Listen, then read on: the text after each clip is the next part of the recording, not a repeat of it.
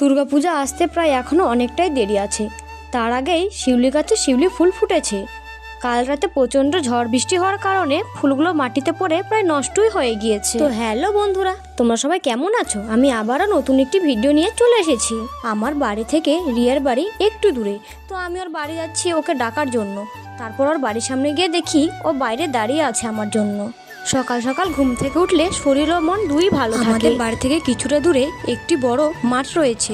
আমাদের বাড়িটা যেহেতু গ্রামের ভেতরে, সে কারণে আমরা দুইজন মিলে গ্রামের রাস্তা দিয়ে যাচ্ছিলাম সেই মাঠে হাঁটতে। সেই মাঠটিতে হাঁটতে গেলে একটি ছোট ব্রিজের উপর দিয়ে আমাদেরকে যেতে হবে। এই ব্রিজটি কিন্তু অনেক দিনের পুরনো একটি ব্রিজ। তারপর পৌঁছে গেলাম আমরা সেই পুরনো মাঠটিতে। দুইজন মিলে সেই মাঠটি দুইবার করে ঘুরে এলাম। তারপর হাঁটা হয়ে গেলে আমাদের চোখে পড়ে মাঠের পাশেই একটি শিউলি ফুলের গাছ রয়েছে। গাছটিতে অনেক ফুল ফুটেছে।